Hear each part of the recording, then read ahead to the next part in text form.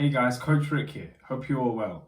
Today we're going to be going over healthy eating versus diet. We're going to be talking about the difference between healthy eating and dieting, intermittent fasting, whether it works or doesn't work, meal prep, what kind of prepping you're doing for your meals, how you're planning your day of eating, snacks and cheat meals, what you're doing for your cheat meals, what I do for my cheat meals, things I like, things that I snack on to get me through the day. So let's get started. We're going to start with healthy eating versus dieting. Now, dieting is a word that I don't like using. I think that when you use the word dieting, you're kind of saying to yourself, you're telling yourself you're restricting your calories, you're restricting what you eat, you're eating in a different way to how you normally eat. Now, this is key, guys. It's important to understand the difference between dieting for a short time and healthy lifestyle eating in a way that you know is good for you and a way that's sustainable and a way that you can still enjoy yourself and enjoy your meals without worrying about what you're eating. I've been watching what I eat for 10 years now, and I can tell you from first-hand experience, you have to make it a lifestyle. You can't rely on, I want this beach body, I'm going to train in 3 months, I'm going to use this 8-week plan, have this beach body. You'll get that. I'm not saying you can't get that body, but it's not sustainable. You'll lose that real quick. So today we're going to be working on ways that we can sustain and keep that lifestyle, that healthy eating lifestyle going. There's ways that you can eat and you're not full, you're super low on restricted calories. You're eating maybe 800 calories in a meal, maybe under 1500 calories or 1800 calories a day. I don't think that's sustainable. You've got to have your treats. You've got to have a plan in place of how you're going to maintain and manage your diet, but still have some happiness in what you eat. I'm a big believer of enjoy what you eat. I'm a massive food fan. I like going to different restaurants. I like trying different cuisines. I like going and trying different food. I'm a massive food lover, and I think a lot of you guys are in the same boat as me.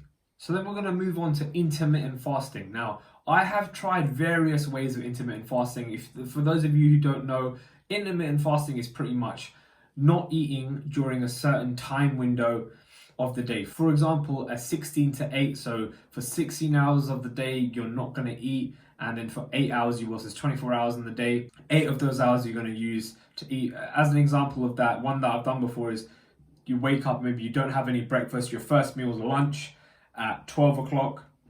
You carry on eating through the day. Maybe you have another meal at 3, 4 o'clock and then another meal at 8 o'clock. But your window of eating is in that time period, so that 8 hours.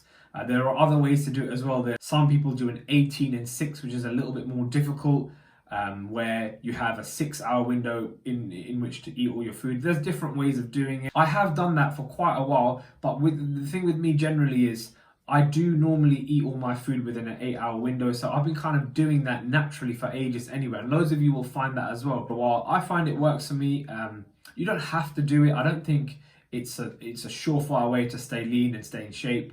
I've definitely been in better shape by not intermittent fasting. One thing I definitely recommend you should all try out 100% is a 24-hour fast. Now, a 24-hour fast is pretty much, say on a Friday night, you have your meal at 8 p.m. Now, you won't eat anything else after that meal on the Friday. You don't eat anything at all on the Saturday for 24 hours. So 8 p.m. on that Saturday, you have your first meal, and it's going to be quite a big meal. I find that was probably the best thing that I ever done. Not in so much in terms of losing weight, and it's not going to get you maybe the body that you want, because it still depends on calories. One thing that it does is it massively makes you appreciate food. Guys, I highly recommend you try it. After sort of 18, 19 hours, you really start craving food and you appreciate food. That first bite of that first meal after 24 hours of not eating is something else. It kind of resets your palate. It makes you like think about food and dream about food almost. And then when that time comes and that food's on your plate 24 hours later, there's no other feeling like it. Definitely do try that out. Now we're going to move on to meal prep. Now, meal prep is super important when it comes to things like counting your calories, making sure that you eat the right stuff at the right time. You don't snack too much because you've got a well planned out day. That kind of stuff's super important. I do like to plan my meals. I've been super strict with it when I've achieved this kind of physique, from eating the exact weighed amount down to the gram. I'd weigh all my food using a baking scale. I was having structured 3-4 meals a day, and I was meticulous with it. Now that's good when you're trying to get to a competition weight.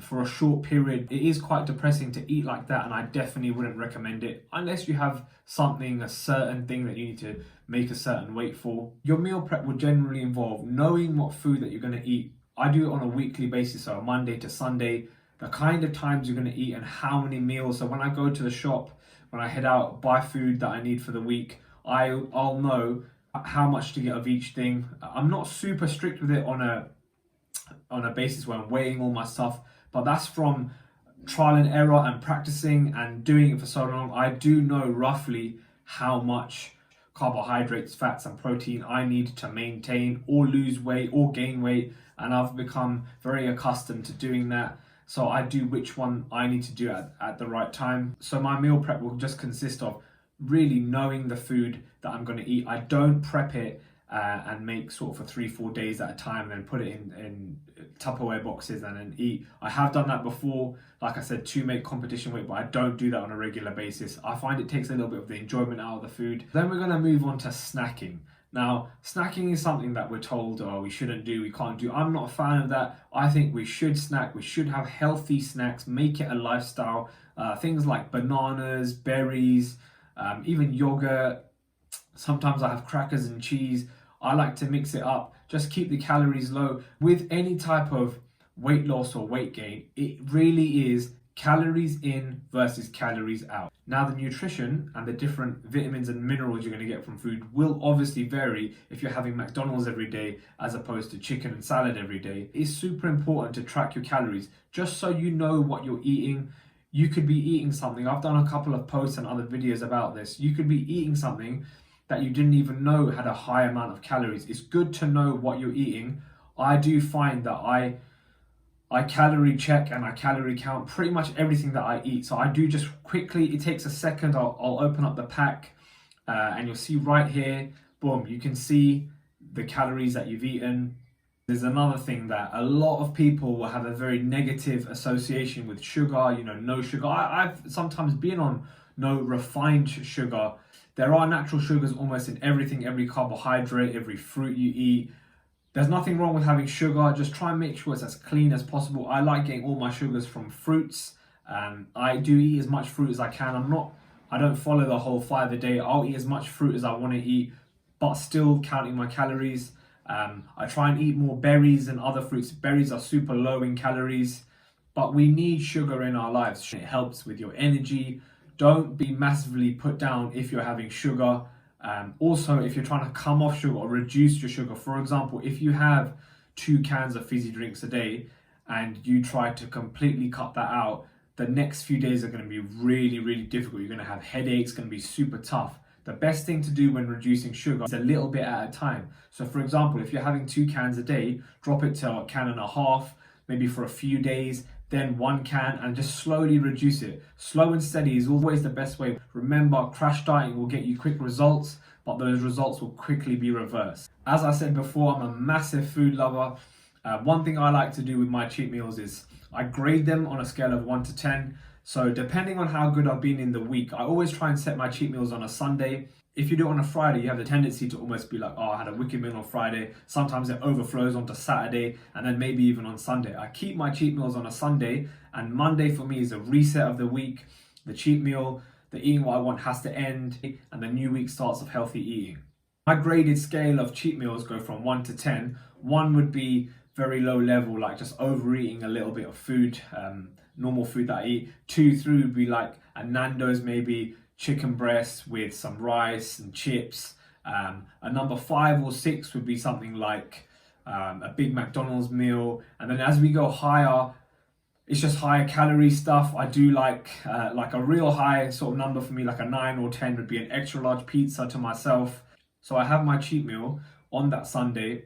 It'll be 1 meal, and then I have a few snacks in the day that I wouldn't normally have in the week, something like a chocolate bar or a packet of crisps or whatever it is. So Sunday is my almost like cheat day. I'll still eat relatively clean in the day, but I'll have 1 big cheat meal and a couple of snacks I like. And that's super important in keeping me happy. With the cheat meal, it's like I'm earning it through the week. So if I've had a wicked week where I've had nothing bad at all, then I'm going to have a massive cheat meal, a number 8, 9 or 10 cheat meal.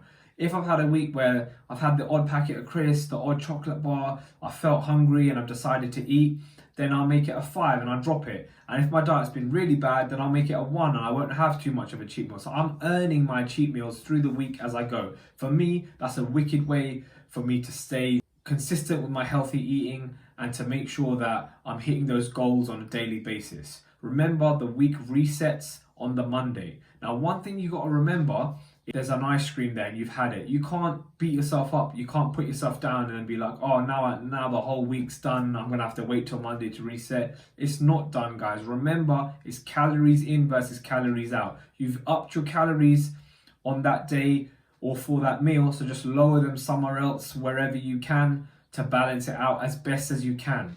Eating clean and having a healthy lifestyle is not going to be easy to do if you're not used to it, but it gets super easy to do if you put the right things in place that you enjoy eating and that you can do. Make sure you're eating what you want to eat around your meals. When you do your planning for the week, put in your snacks, put in things you like to eat, put in some sweet treats through the week, and then just get stricter as you go, and then try and maintain having all the bad stuff on one day and eating relatively clean through the week. I think that's really going to help you in terms of living a healthier lifestyle. Don't forget, calories in versus calories out. Exercise is paramount. The more you exercise, the more you can eat. It really is that simple. Thanks for tuning into the video, guys. Hope you guys enjoyed it. Please give me any feedback in the comments. You can message me on Instagram or Facebook or comment on YouTube, and I can get back to any questions that you guys have about my healthy eating habits. Thanks, guys.